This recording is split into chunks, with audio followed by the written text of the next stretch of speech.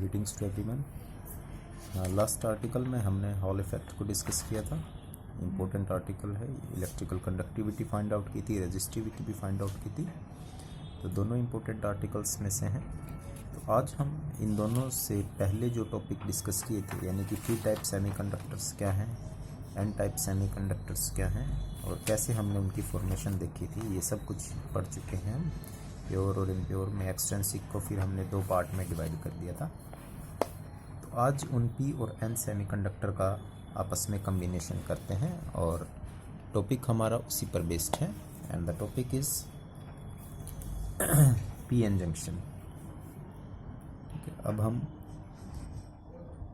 धीरे धीरे जो है मेन टॉपिक्स पर आते चले जा रहे हैं। तो सबसे पहले आज पी एन जंक्शन को देखते हैं, क्या होता है ये P N junction. Last time हमने देखा था कि अगर हमारे पास एक पी टाइप सेमीकंडक्टर है जिसको ट्राईवैलेंट इम्प्योरिटी से हम बनाते हैं, जिसमें होल्स की अमाउंट ज़्यादा होती है। एक एन टाइप सेमीकंडक्टर है जिसे हम पेंटावैलेंट इम्प्योरिटी से बनाते हैं। ठीक है, ये दोनों कंडक्टिविटी में हाई हैं।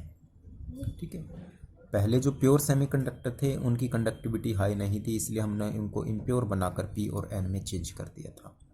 लेकिन इस पी का और इस एन का अपने आप में कोई यूज़ नहीं है। कि इसको हमने बेटर देने के लिए इनको आपस में कम्बिनेशन में यूज़ करना है। ठीक है, और कम्बिनेशन भी ऐसा नहीं है कि एक पी टाइप लेंगे हम, एक एन टाइप लेंगे और उनको जो है आपस में जोड़ देंगे, ऐसा कभी भी नहीं होता। जब भी पी और एन आपस में कंबाइन किए जाते हैं तो उसके कम्बिनेशन के लिए हम एक ही सबस्ट्रेट को यूज़ करते हैं। सबस्ट्रेट का मतलब एक ही सिलिकॉन या एक ही जर्मेनियम को यूज़ करते हैं, लाइक दिस। ये सबस्ट्रेट है हमारा, इसको सबस्ट्रेट बोलते हैं। ये पी टाइप ये सिलिकॉन का भी हो सकता है और ये जर्मेनियम का भी हो सकता है। ठीक है, मोस्ट वाइडली यूज्ड यही है हमारे लिए। तो जब ये मोस्ट वाइडली यूज सिलिकॉन और जर्मेनियम है, तो इनको जब हम पी और एन में चेंज करते हैं तो कैसे करते हैं, इसके हाफ पोर्शन को हम पी टाइप इम्प्योरिटी से ऐड कर देते हैं, इसके हाफ पोर्शन को हम एन टाइप इम्प्योरिटी से ऐड कर देते हैं। तो जब हम ऐसा कम्बिनेशन बनाते हैं तो पी और एन के बीच में एक जंक्शन टाइप सिस्टम बन जाता है। ठीक है, उसी को हमने आज डिस्कस करना है कि ये क्या चीज़ है और कैसे इसकी फॉर्मेशन होती है। क्योंकि पी का मतलब होता है होल्स और एन का मतलब है इलेक्ट्रॉन्स की मेजॉरिटी। तो ये होल्स और इलेक्ट्रॉन्स आपस में रिकम्बिनेशन करना शुरू कर देते हैं जैसे ही पी और एन एक ही सबस्ट्रेट पर बनते हैं।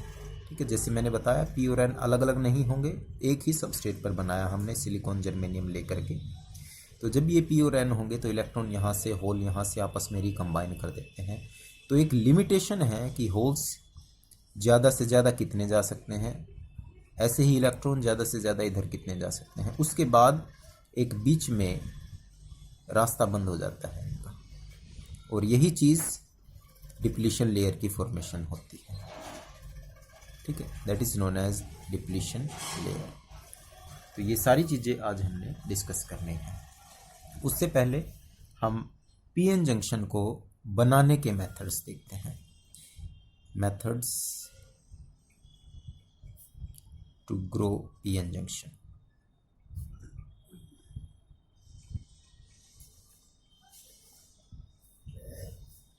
ठीक है, थोड़ा ब्रीफ में ही देखेंगे, हम इनको ज़्यादा डिटेल में नहीं जाने वाले।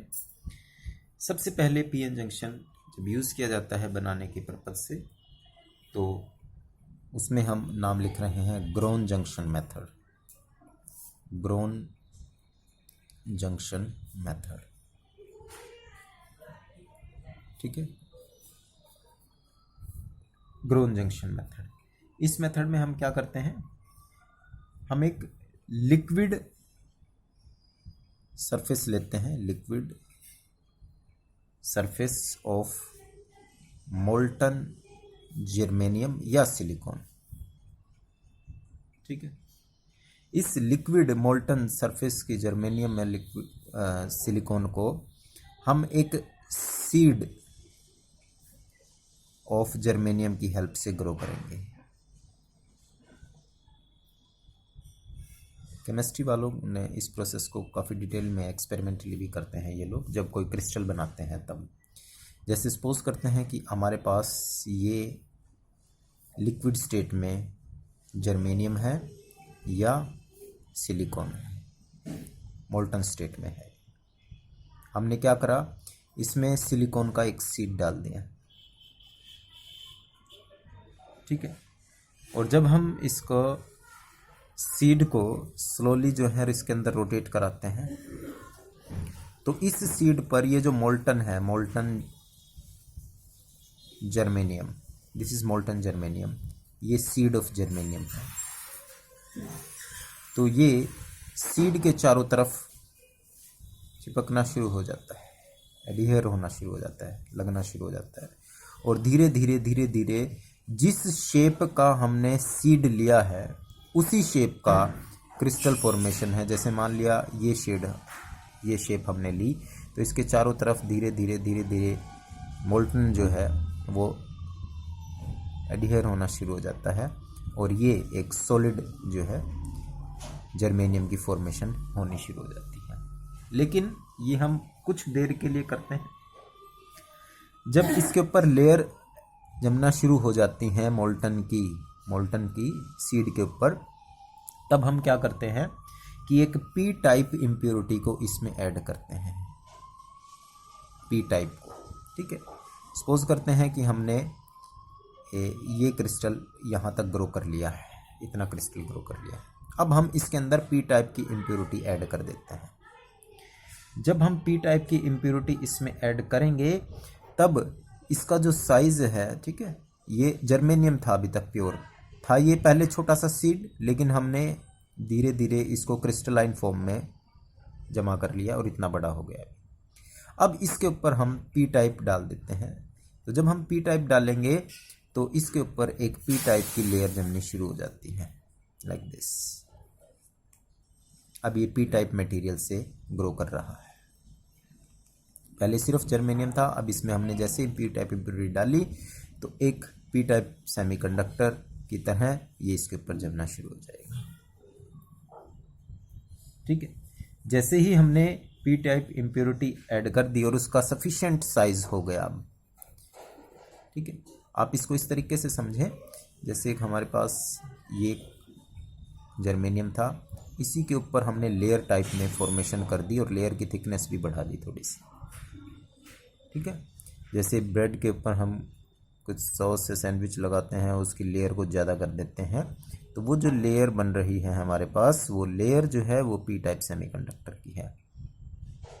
जैसे लाइक दिस, जैसे एक पेज था सिर्फ हमारे पास लाइक दिस, ये, ठीक है, इसको हमने इतना ग्रो कर लिया है, इसकी थिकनेस बढ़ गई है, ठीक है। अब हमने इसके ऊपर पी टाइप इम्प्योरिटी डाल दी और पी टाइप इम्प्योरिटी डालने के बाद इसकी ग्रोथ और बढ़ गई, ये इसकी ग्रोथ हो गई। अब इसमें जर्मेनियम के ऊपर क्या बन गया है, पी टाइप सेमीकंडक्टर है।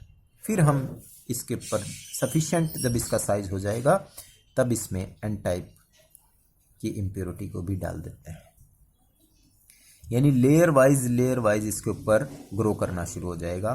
पहले सिर्फ जर्मेनियम था, जर्मेनियम के ऊपर आ गया पी टाइप के ऊपर आ गया एन टाइप।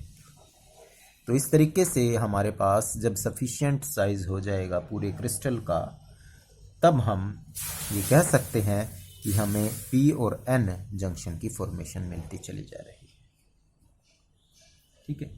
और जो वैसे तो दिखने में तो मैंने बताया कि आपको सफिशिएंट साइज, लेकिन जब कंटिन्यूस फॉर्मेशन होती है पी और एन की, तो रेंज लगभग 10⁻⁻⁴ से लेकर 10⁻⁻⁶ सेंटीमीटर तक हम इसकी लेयर्स को ग्रो करते हैं, ठीक है। पहले हमने एक क्रिस्टल लिया, उसके ऊपर पी टाइप डाला, फिर उसके ऊपर एन टाइप डाल दिया, मतलब कि 3 लेयर एक साथ हो गई है। पहले जर्मेनियम, फिर पी टाइप, फिर एन टाइप, एक ही मटेरियल पर हमने ये ग्रो करे हैं। और इनकी जो लेयर की ग्रोथ है वो इतने सेंटीमीटर तक हो सकती है पी और एन की। तो इस तरीके से भी हम जंक्शन को बना सकते हैं, and that method is known as grown junction method. एक सीड था सिर्फ हमारे पास, छोटा सा सीड, उस सीड को हमने मोल्टन में डाला, उसके ऊपर जर्मेनियम एक सफिशिएंट साइज हो गया, फिर पी टाइप इम्प्योरिटी डाल दी, फिर एक सफिशिएंट साइज ग्रो करा, फिर एन टाइप डाल करके फिर सफिशिएंट साइज ग्रो कर दिया। And this is the method of grown junction method to grow the P N junction. Second one. इसके बाद आता है सबसे इंपॉर्टेंट मेथड में से है ये भी, that is known as alloy और फ्यूज्ड मेथड। एलॉय और फ्यूज्ड जंक्शन मेथड। ठीक है, इसमें हम फ्यूज्ड करके इसको मेल्ट करके फिर बनाते हैं। हालांकि इसमें भी मोल्टन स्टेट में था, लेकिन इसमें सीड की हेल्प से हमने उसको ग्रो किया था क्रिस्टल शेप में। ठीक है, इसमें क्या करते हैं, ऑलरेडी एक एन टाइप सेमीकंडक्टर लेते हैं हम, that is not a silicon और germanium, that is N type semiconductor. N type semiconductor.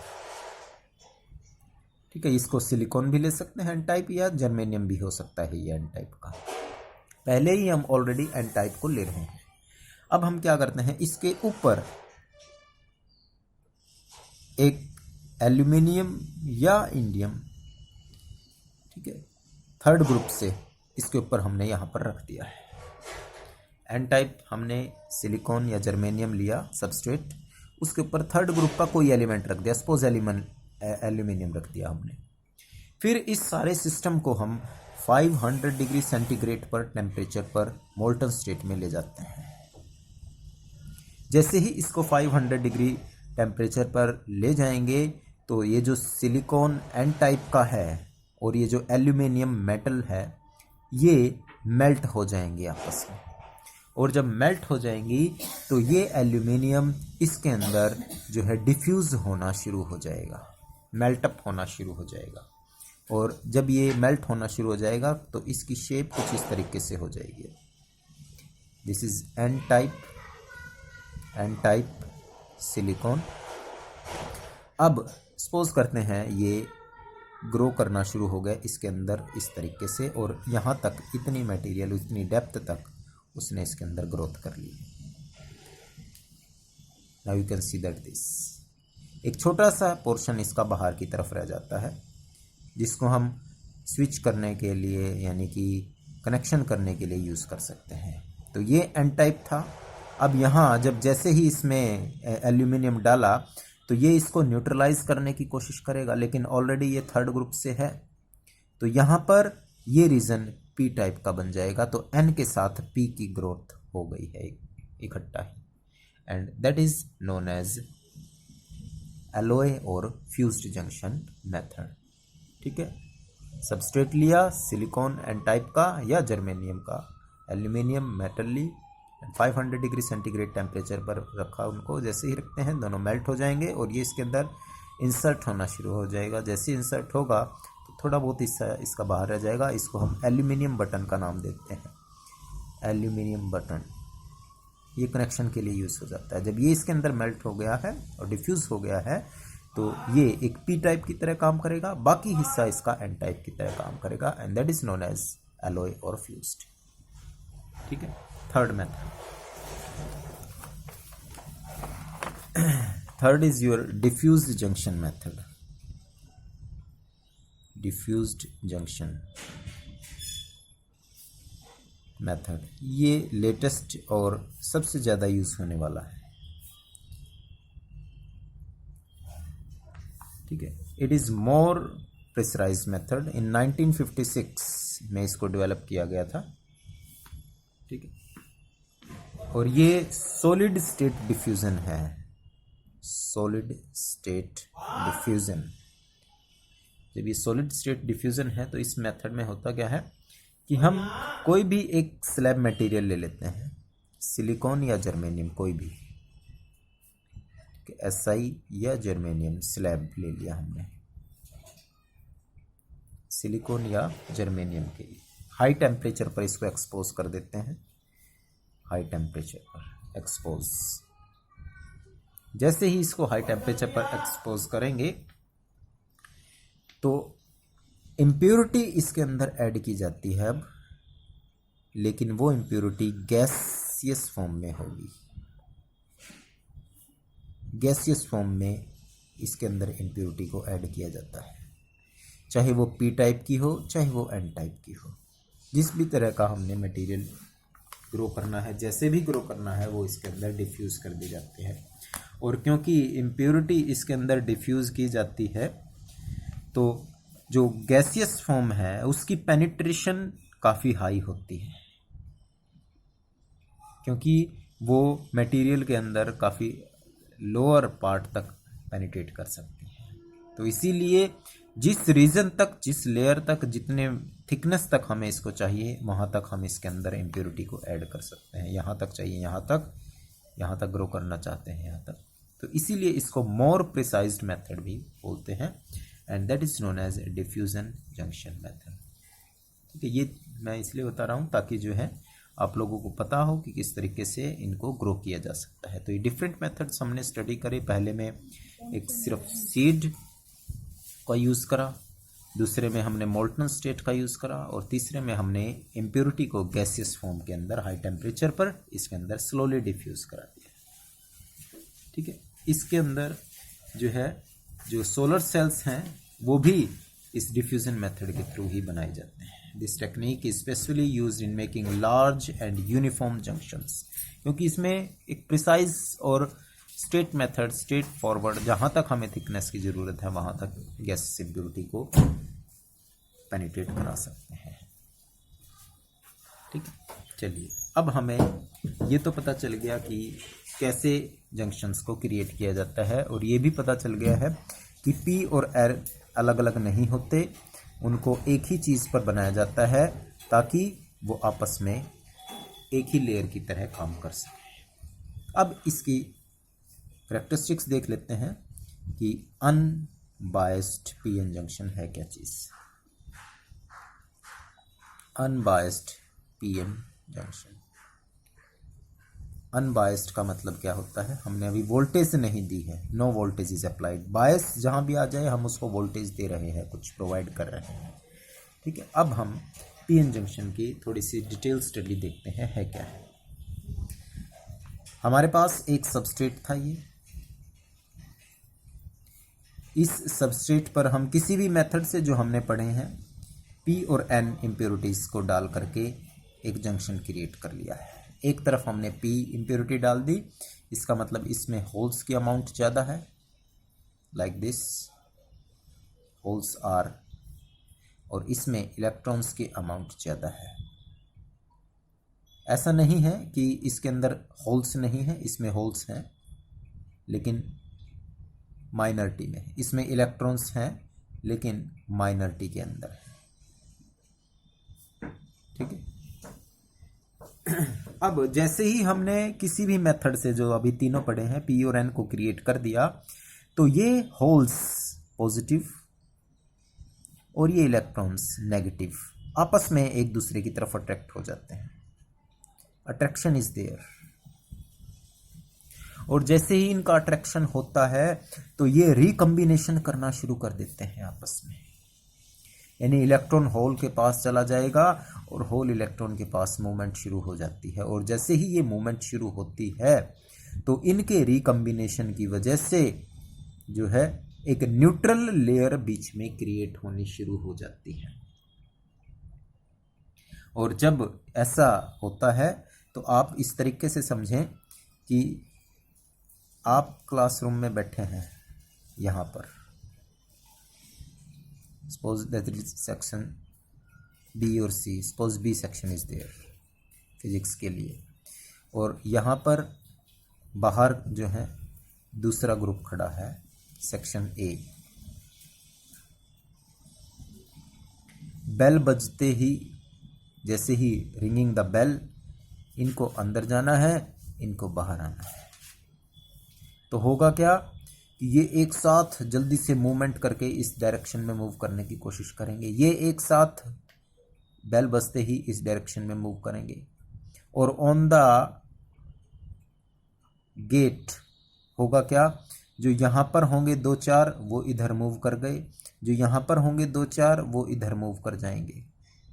उसके बाद ना तो वो इधर मूव कर पा रहे हैं क्योंकि ये लगातार फोर्स लगाते जा रहे हैं, ये भी लगातार फोर्स लगाते जा रहे हैं, और ऐसी सिचुएशन आ जाएगी कि ये जो नज़दीक वाले थे माइनस के, ये तो इधर शिफ्ट हो गए, माइनस माइनस माइनस माइनस, और ये प्लस वाले दो चार जो थे नज़दीक, ये इधर शिफ्ट हो गए, plus plus plus and plus. इसके बाद ना तो इलेक्ट्रॉन इधर जा पा रहा है, ना ही होल इधर मूव कर पा रहा है। यानी ये एक बीच में ऐसी लेयर क्रिएट हो गई जिसने चार्ज पार्टिकल्स और होल्स का आपस में रिकम्बिनेशन रोक दिया है। जो नज़दीक थे वही आपस में एक जल्दी से seconds, with in the fractions of seconds recombine कर पाए और एक तरीके से इधर जा पाए। उसके बाद ना तो इलेक्ट्रॉन ना होल आपस में मूव कर पाते हैं। और ये जो लेयर क्रिएट हुई है इसने चार्ज को यहाँ से यहाँ जाने पर डिप्लीट कर दिया, और इस लेयर को हम डिप्लीशन लेयर का नाम देते हैं। It is known as depletion layer. Minus यहाँ पर आ गए हैं, ठीक है, और प्लस यहाँ पर आ गए हैं।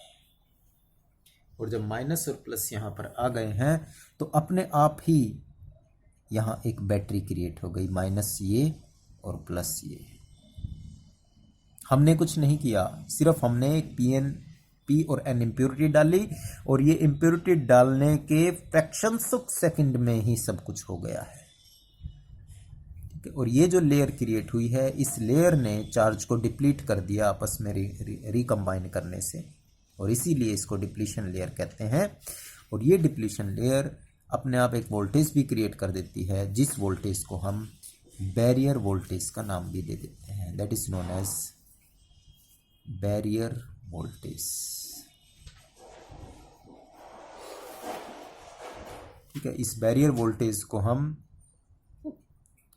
एक तरीके से VB बैरियर वोल्टेज, VB का नाम भी इंडिकेशन में दे देते हैं, क्योंकि ये बैरियर का काम कर रही है, होल्स और इलेक्ट्रॉन्स को जाने से रोक रही है, बैरियर बना दिया बीच में एक। और यही जो सिचुएशन यहाँ पर क्रिएट हुई है, that is known as PN junction. ठीक है, ना तो हमने इसमें जंक्शन को क्रिएट किया, ना ही डिप्लीशन लेयर को क्रिएट किया, ना ही वोल्टेज को क्रिएट किया है। ये सब कुछ अपने आप हुआ जब हमने P और N का सबस्ट्रेट पर रिकम्बिनेशन करा। यानी P टाइप और N टाइप जैसे ही हमने लेयर पर बनाए तो सब कुछ अपने आप होता चला गया, और ये सिचुएशन एक PN जंक्शन की क्रिएट हो गई। यहाँ इसको बोलते हैं हम PN जंक्शन। ठीक है, इस डिप्लीशन लेयर की अगर हम विड्थ की बात करें तो इस लेयर की विड्थ बहुत ज़्यादा कम होती है, 10⁻⁻8 से लेकर के 10⁻⁻6 मीटर। ठीक है, और जब हम इस सबस्ट्रेट पर, पूरे सबस्ट्रेट पर, चाहे वो सिलिकॉन का था चाहे वो जर्मेनियम का था, तो ये जब P और N हमने डाला, जंक्शन बना, डिप्लीशन लेयर क्रिएट हुई और बैरियर वोल्टेज आई, तो ये जो बैरियर वोल्टेज है ये भी डिपेंड करती है मटेरियल के ऊपर। अगर हम सिलिकॉन मटेरियल लेते हैं, सिलिकॉन का वेफर लेते हैं, तो उस केस में इसकी वैल्यू बैरियर वोल्टेज की 0.7 वोल्ट तक हो सकती है PN जंक्शन के लिए।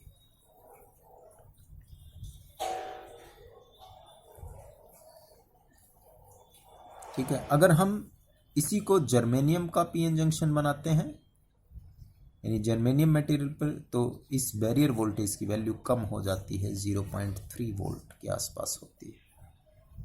ठीक है, तो this situation is known as a unbiased PN junction. I hope कि समझ में आ गया होगा। ठीक है, जो अभी तक आप लोगों को मैंने यहाँ पर बताया है। तो ये तो बात हुई P और N जंक्शन के क्रिएशन की। लेकिन हमें तो देखो, सबसे पहले हमने क्या करा, सेमीकंडक्टर पढ़ा। इसमें करंट होता है लेकिन एब्सोल्यूट जीरो पर वो भी नहीं होता। एब्सोल्यूट जीरो पर ये इंसुलेटर की तरह काम करता है। फिर हमने इसका प्योर पार्ट पढ़ा, फिर इम्प्योर पढ़ा, फिर इम्प्योर में भी हमने P और N को पढ़ा, फिर हमने उनको रिकम्बाइन करा दिया। रिकम्बाइन कराने के बाद ये सिचुएशन हमारे पास आ गई। जैसे ही P और N बनाए तो जंक्शन क्रिएट हो गया और ये जंक्शन PN जंक्शन बन गया। लेकिन हम क्यों चाहें कि इसके को अनबायस्ड किया जाए? हम तो चाहते हैं कि इसको हम यूज़ करें और इसको यूज़ करने के लिए इसके अक्रॉस वोल्टेज डेवलप की जाती है।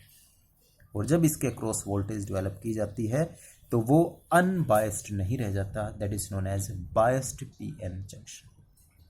तो अब हम नेक्स्ट वीडियो के अंदर इसी बायस्ड पीएन जंक्शन को डिटेल में पढ़ने वाले हैं।